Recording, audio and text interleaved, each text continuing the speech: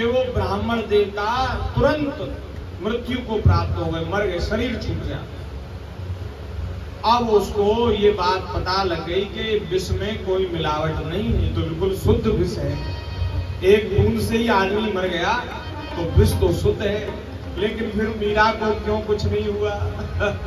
अरे जो निरंतर भगवान के नाम का अमृत पीती रहती है, निरंतर भगवान के स्मरण में डूबी रहती हैं, कथा के अमृत का पान करती हैं, उनको ये संसार का तुच्छ विष उनके ऊपर क्या प्रभाव डालेगा?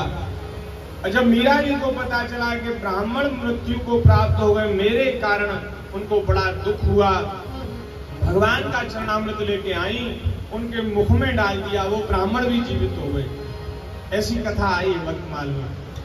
शंकर जी की कथा तो आपने सुनी ही होगी। समुद्र मंथन से विष निकला और शंकर जी को सबसे पहले विष का ही प्याला दिया गया। बोले महाराज रक्षा करो।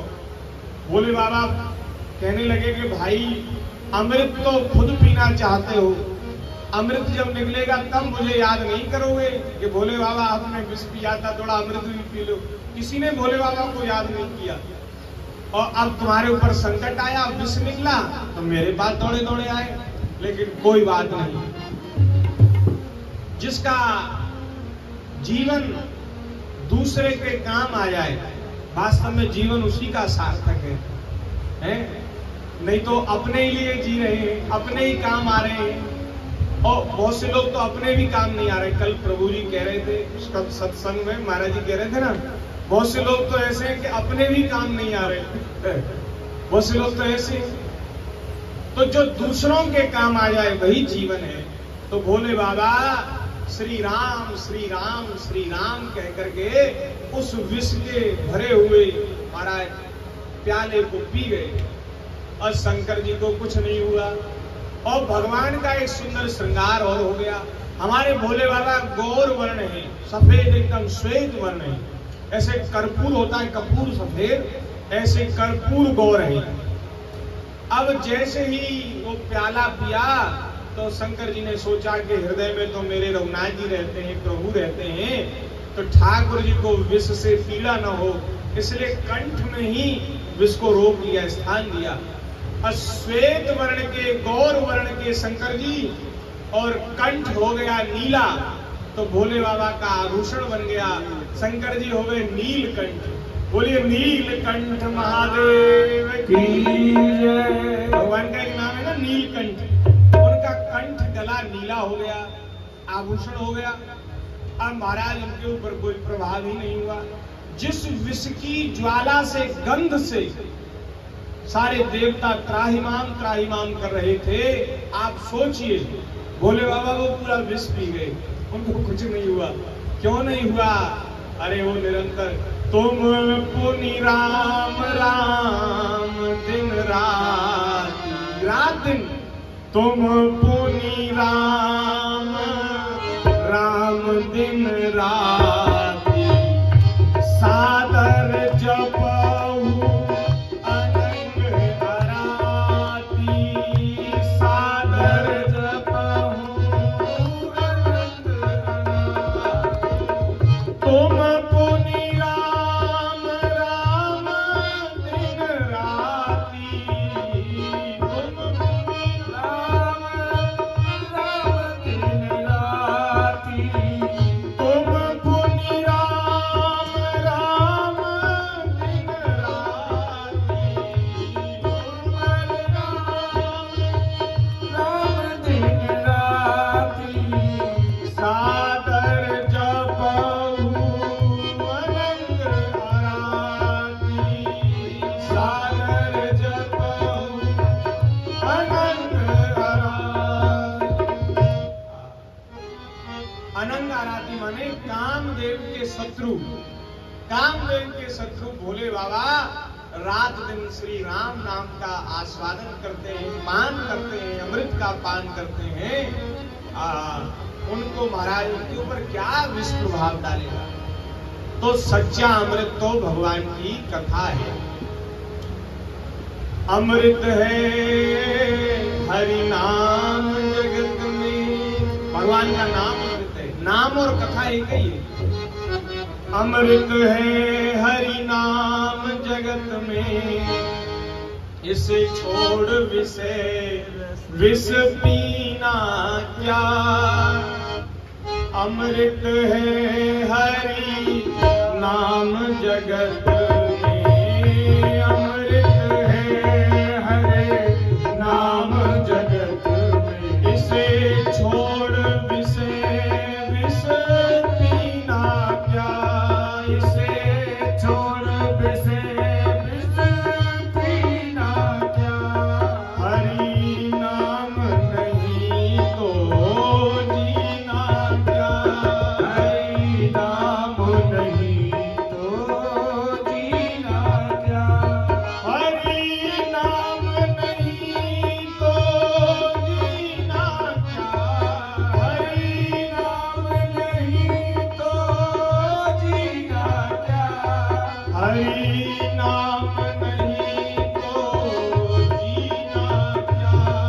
हरि नाम नहीं तो जीना क्या। हरि नाम नहीं तो जीना क्या। श्री हरि नाम जीवन में नहीं, ऐसा जीवन किस काम का, व्यर्थ है। भगवान की कथा जीवन में नहीं। लोग बड़ा दुखी होते हैं, वे कहते हैं महाराज हमारे हृदय में क्रोध बहुत है, हम लोगों को ईर्ष्या बहुत है, जलन बहुत है, काम बहुत है, लोभ बहुत है, अभिमान बहुत है। ये क्या है? ये सब विष हैं, हृदय में विष हैं, विष पड़े हुए हैं। इन विषों सब तरह के विषों का निर्मूलन करने वाला भगवान का नाम रूपी अमृत है। ठाकुर जी का नाम लो तो सारे विष जो हैं हृदय से नष्ट हो जाएंगे, निर्मूल हो जाएंगे, हृदय की सफाई हो जाएगी। भगवान की कथा, भगवान का नाम, ये सब प्रकार के हृदय के जो विकार हैं, जो दोष हैं, जिनको विष कहें, तो ऐसे विष दोषों विकारों को नष्ट करने वाला। तो हम सब लोगों को भगवान के नाम का, भगवान की कथा का आश्रय लेना चाहिए। ऐसी सुंदर भगवान की कथा जिसको अमृत से भी श्रेष्ठ माना गया, कहा गया। महाराज एक बार ब्रह्मा जी ने जब परीक्षित जी को सप्ताह श्रवण से मोक्ष हो गए, मुक्ति मिल गई, तो ब्रह्मा जी को बड़ा आश्चर्य हुआ। उन्होंने सत्यलोक में ऋषि मुनियों के मध्य में एक तराजू पर भागवत जी को रखा, विचार की तराजू, ऐसी तराजू नहीं, विचार की, विवेक की तराजू पर रखा, और एक तरफ रखे सारे साधन, यज्ञ, जप, तप, पूजा पाठ, पुण्य, तीर्थ, व्रत, दान, धर्म, सब कुछ एक पलड़े पर, और एक पलड़े पर भागवत जी को रखा। क्या हुआ? भागवत जी का पलड़ा भारी हो गया। जो भारी होता है पलड़ा, वो उसकी अधिक महिमा होती है, उसमें ज्यादा वजन है। ऐसे ही तो करते हैं तोलने वाले, जिस तरफ पलड़ा भारी होता है समझना चाहिए वस्तु इधर ज्यादा है, जिसका पलड़ा हल्का है वो चीज हल्की है, जिसका पलड़ा भारी है वो चीज भारी है। तो भागवत जी की महिमा सत्यलोक में ऋषियों ने ये महाराज किया, तोला सब साधनों को। वहां भागवत जी की महिमा सर्वोपरि सर्वश्रेष्ठ। इसलिए हम निवेदन करते हैं भैया, सब साधनों को छोड़कर भगवान की कथा की शरण में आओ। भगवान कह रहे ना, सर्वधर्मान परित्यज्य मामेकम शरणं व्रज। हमारे श्री तुलसी पीठाधीश्वर जी महाराज वे कहते हैं कि सब साधनों को छोड़कर भगवान की कथा के आश्रय में आओ। सर्व साधन परित्यज्य मानसम शरणं व्रज। भगवान की कथा की शरण, सब साधनों को छोड़ करके भगवान की कथा की शरण आश्रय लो, शरण लो। क्योंकि महाराज सभी साधन जो हैं वो कलयुग के कारण उन सब में दोष आ गया, मिलावट हो गई। अब एक साधन निर्विघ्न रूप से सिद्ध नहीं हो सकते। सतयुग में ध्यान के द्वारा, समाधि के द्वारा परम तत्व का अनुभव योगी जन करते थे। त्रेता में यज्ञ के द्वारा बड़े बड़े धर्मात्मा पुण्यात्मा भगवान का यजन करते, पूजन करते, भगवान की प्राप्ति कर लेते थे, यज्ञ करते थे। द्वापर में पूजा के द्वारा, द्वापर परितोषक प्रभु पूजे, पूजा जो है वो द्वापर का धर्म है। और कलयुग में, कलयुग केवल नाम आधारा। कलयुग में क्या है? कलयुग में भगवान का नाम, भगवान की कथा। कलयुग केवल नाम आधारा, कलयुग केवल नाम आधारा। सुमिर सुमिर नर उतरहि पारा, सुमिर सुमिर नर उतरहि पारा। कलयुग केवल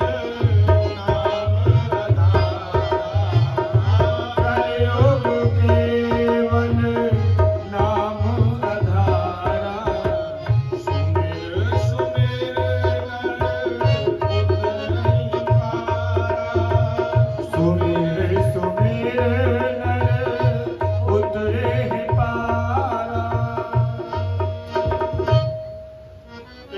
कलिकाल न साधन दूजा। हम नहीं कह रहे, गोस्वामी जी कह रहे हैं। यही कलिकाल न साधन दूजा, जोग यज्ञ व्रत तप पूजा। जोग यज्ञ जप तप व्रत पूजा है। जोग यज्ञ जप तप व्रत पूजा। योग ये जो रामदेव बाबा कराते हैं ये योग नहीं ये तो शरीर को स्वस्थ करने वाला योग है। एक होता है अष्टांग योग, जिसे सांख्य योग, जो भगवान कपिल ने माता देवहूति को जिसका उपदेश किया उसको कहते हैं सांख्य योग। वो योग है कल्याण का साधन। उसमें यम नियम, आसन, प्रत्याहार, ध्यान धारणा समाधि, ध्यान के द्वारा भगवान का स्मरण। ये योग तो जो है उल्टे पलटे आसन लगा करके वो शरीर को स्वस्थ करने के लिए करते हैं। अच्छा है, देखो शरीर स्वस्थ रहेगा तभी कोई साधन बनेगा, नहीं तो शरीर में रोग हो जाते हैं ना तो फिर कोई साधन भी नहीं बनता। इसलिए शरीर को स्वस्थ रखना भी जरूरी है, लेकिन ये योग कल्याण करने वाला नहीं है। योग माने जिसमें ध्यान धारणा समाधि हो। तो योग जो है वो कल्याण का साधन है, लेकिन इस युग में केवल योग से कल्याण नहीं होगा। बोले यज्ञ से भी कल्याण नहीं होगा। योग यज्ञ जप तप, बोले विविध मंत्रों के जप से भी कल्याण नहीं होगा। बहुत से लोग महाराज बड़े चक्कर में रहते हैं। पंडित जी के पास गए, पंडित जी महाराज बड़ा समय खराब चल रहा है, महाराज शनि हमारा बिगड़ा हुआ है। तो पंडित जी ने कहा शनि का मंत्र जपो, तो शनि का मंत्र जप करने लग गए। अब फिर महाराज 15 दिन 20 दिन बाद फिर कहीं गए, उन्होंने कहा कि भाई तुम मंत्र जप रहे हो ये ठीक नहीं। बोले महाराज हम तो बहुत दिन से जप रहे हैं। तो पंडित जी कहते अरे कोई बात नहीं, जपते रहो उसको भी, लेकिन हम जो मंत्र दे रहे हैं उसको भी जपो। तो पहले एक मंत्र जपते थे, अब दूसरा और मिल गया, 2 हो गए। ऐसे लोग हैं 4-4 6-6 तरह के मंत्र जपते हैं। अब बताओ, मंत्र जो है एक होना चाहिए, एक मंत्र और एक इष्ट, एक गुरु, एक आसन, एक माला। और महाराज हो सके तो एक ही समय, एक ही जिस समय हम करते हैं उस समय अगर हो सके तो बहुत अच्छा है। और एक ही स्थान हो तो ज्यादा अच्छा है, जिस स्थान में बैठ के करते वहीं करें, तब सिद्धि बड़ी जल्दी होती है। यहाँ हमारे अनेकों इष्ट हैं, अनेकों मंत्र हैं, अनेक साधन हैं, कैसे कल्याण होगा? है एक है साधे सब सधे, और सब साधे सब जाए। सबको साधेंगे तो सब चला जाएगा। सोमवार को जिनका पूजन करते हैं, मंगलवार को फिर किसी दूसरे का करते हैं। अब अलग अलग वारों के अलग अलग देवता हैं। सोमवार को शंकर जी को जल चढ़ाया, मंगलवार को हनुमान जी के दर्शन कर आए, और मंगल को और भी मंगल ग्रह होता है उसकी पूजा कर ली। बुधवार संतोषी मैया का दिन होता, बुधवार गणेश जी का, बुधवार को गणेश जी का पूजन, गुरुवार को विष्णु भगवान का पूजन। माताएं करती हैं केला के वृक्ष के नीचे वो गुड़ चना लेके जाती हैं, भोग लगाती हैं और वहां कथा सुनती है नारायण भगवान की। अच्छा है, बहुत बढ़िया। फिर महाराज शुक्रवार को संतोषी मैया, शनिवार को फिर तेल जरूर चढ़ाना है, शनिचर को दिया जलाना है, नहीं तो शनिदेव रुष्ट हो गए तो फिर कैसे काम बनेगा। और फिर रविवार को कोई, वैसे तो सूर्य भगवान का दिन है रविवार, जमुना मैया का दिन है, लेकिन महाराज छुट्टी वाले दिन भूत प्रेतों को पूजने चले जाते हैं। कहीं किसी मजार पर, कहीं किसी मस्जिद में भूत प्रेतों को पूज जाते हैं। और फिर कहते हैं कि अरे इतने देवताओं को पूजते हैं लेकिन कोई काम बनता नहीं। हम महाराज बड़े दुखी। अरे भाई आपका काम बनेगा कैसे? सोमवार वाले देवता सोचते हैं कि भाई मंगल वाले की शरण में तो जाता ही है, इसकी बात मंगलवार ही बना दें। मंगल वाले सोचते हैं कि हमारा कम पूजन करता है, बुधवार वाले देवता का ज्यादा पूजन करता है, तो वो सुनेंगे, हम क्यों सुनेंगे? तो देवता भी इस भ्रम में रहते हैं कि अरे वो सुन लेगा, ये सुन लेगा, ये तो सब जगह जाता है, कोई ना कोई देवता सुन ही लेगा, इसकी हम क्यों कष्ट करेंगे।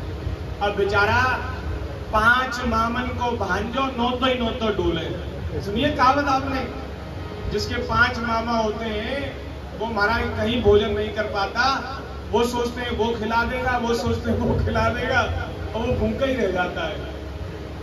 ये स्थिति हम लोगों की हो रही है।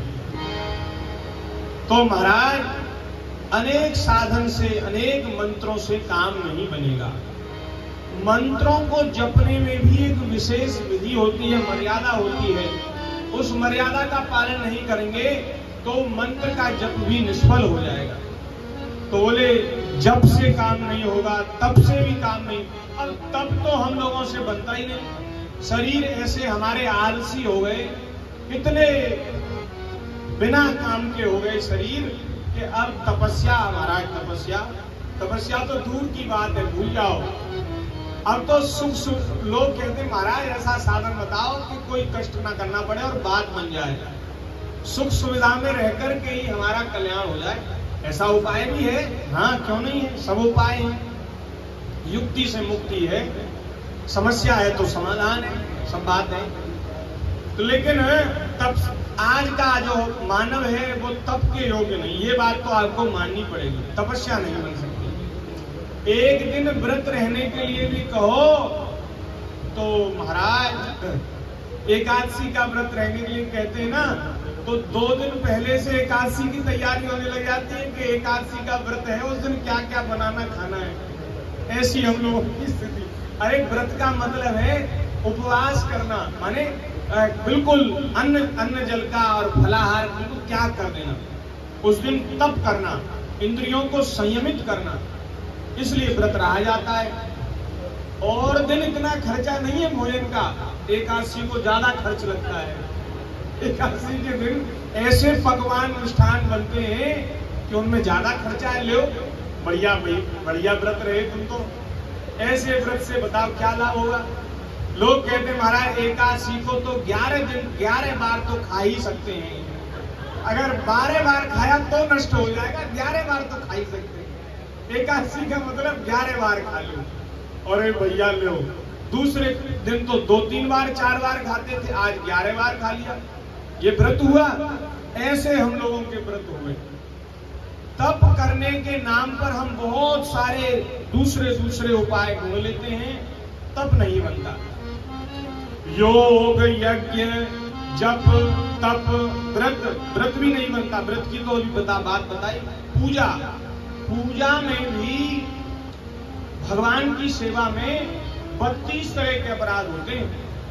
उन 32 अपराधों से बच करके, उसकी आगे चर्चा हम करेंगे, 32 अपराध कौन से होते हैं सेवा के, उन 32 अपराधों से बच करके हम पूजा करें और विधि विधान से देश काल परिस्थिति के अनुसार अपने इष्ट की पूजा करें तो वो पूजा फल देने वाली है। हम लोग कैसी पूजा करते हैं? देखा देखी देवता तो विराजमान कर लेते हैं, कोई हमें ये ना कहे कि ये पूजा नहीं करता, इसलिए हमारी श्रद्धा नहीं है पूजा में। लेकिन हमारा पड़ोसी ये नहीं कहे कि अरे तुम तो पूजा ही नहीं करते, तुम्हारे घर में तो गोपाल जी नहीं है। तो पड़ोसी की देखा देखी गोपाल जी तो ले आते हैं, पर गोपाल जी की ऐसी दुर्दशा होती है महाराज घरों में कि वो ना उनके जगने का टाइम है, ना उनके स्नान का टाइम, ना भोग का समय और ना उनके सोने का विश्राम का समय, सब असमय में कुसमय में सब सेवाएं होती हैं हमारी। और भोग के नाम पर स्वयं अपवित्र वस्तु खाते हैं और ठाकुर जी को या तो भोग लगाते नहीं, क्योंकि हमने तो प्याज लहसुन डाल दिया, अब ठाकुर जी को भोग कैसे लगे, तो इसलिए ठाकुर जी को भोग ही नहीं लगाते। बोले महाराज हम तो चनोर ही खिला देते हैं। बोले क्यों? बोले हमारी सब्जी में प्याज लहसुन पड़ जाता है इसलिए भोग नहीं लगाते। भैया क्यों भूखे मार रहे हो ठाकुर जी को? इससे बढ़िया तो ना करो तो अच्छा है, और करो तो फिर भैया भोग लगाओ। सेवा में पूजा में सबसे जरूरी है भोग। आपके घर कोई आवे अतिथि, आप उनको खूब नहलाओ धुलाओ, अच्छी जगह उनको आसन दे दो, सुला दो और भोजन की मत पूछो, तो क्या होगा? वो एक दिन तो रुक गए महाराज, दूसरे दिन तो भाग जाएंगे सवेरे ही। बोले ये विचित्र आदमी है, खाने को नहीं पूछता, तो बताओ वहां रुकेगा कोई? कोई नहीं रुकेगा। ऐसे देवता सब भाग जाते हैं, भोग नहीं लगता तो देवता सब चले जाते हैं।